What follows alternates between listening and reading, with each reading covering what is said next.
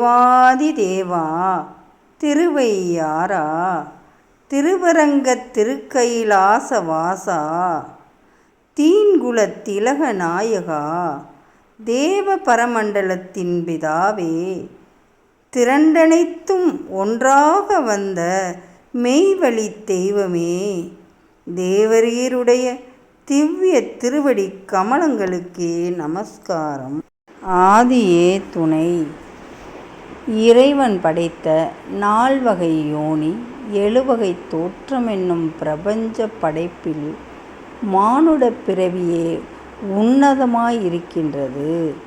ஆனாலும் நாம் பெற்ற இந்த அரிய மானிடப் பிறவியானது நம் தாய் தந்தையர் இச்சையினாலோ அல்லது நம் விருப்பத்தின் பேரிலோ கிடைத்ததல்ல. நமக்கு கிடைத்த மானிடப் பிறவியும் வாய்த்துள்ள இந்த இக வாழ்க்கையும் இறைவன் பெருங்கருணையுடன் வழங்கிய வெகுமதியே ஆகும். ஆம், நாம் அறிவுக்கு எட்டியவரை இப்பூமியில் பிறந்த நம் அனைவருக்கும் ஒரு முறைதான் இந்த அரிய மானிடப் பிறவி வழங்கப்பெற்றிருக்கிறது. நமக்கு கிடைத்துள்ள இந்த வாழ்க்கை போனால் ஒருபோதும் திரும்பி வராத பொக்கிஷமாகும். வாழ்க்கை என்பது மனநிறைவாக மகிழ்ச்சியாக வாழ்ந்து பார்க்க வேண்டிய அற்புதம். ஆனாலும் நமது வயது வாழ்நாள் ஒவ்வொரு கணந்தோறும் கரைந்து வாழ்க்கை நழுவிக்கொண்டே போகிறது. இந்த வாழ்வின் முடிவில் நிச்சயமாக மரணம் காத்து கொண்டிருக்கிறது. நம் உயிர் நம் வசம் இருந்தால்தானே வாழ்க்கை. நம் வசம் இல்லையெனில் அது எப்படி வாழ்க்கையாகும்? யமபயத்தை தாண்டாத எவ்வாழ்வும் வாழ்வுமல்ல. யமபயத்தை கடந்திடிலோ எவ்வாழ்வும் வாழ்வாகும்.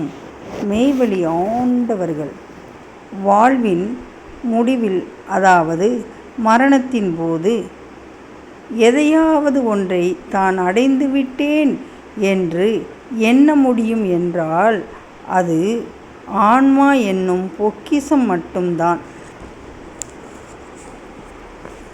அதை தவிர மற்ற எதை அடைந்தாலும் மரணம் அதை பறித்து கொண்டு போய்விடும்.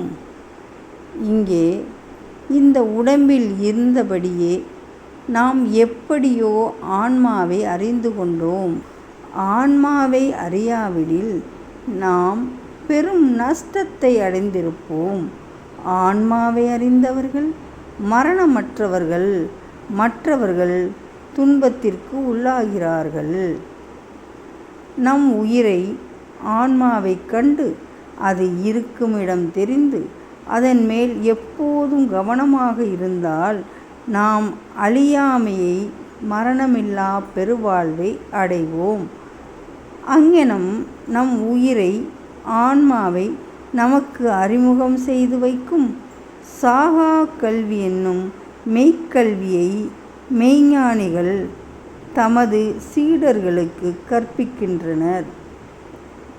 இவையாவும் நமது மனம் வாக்கு அறிவுக்கு அப்பாற்பட்ட அனுபவமாக இருக்கிறது.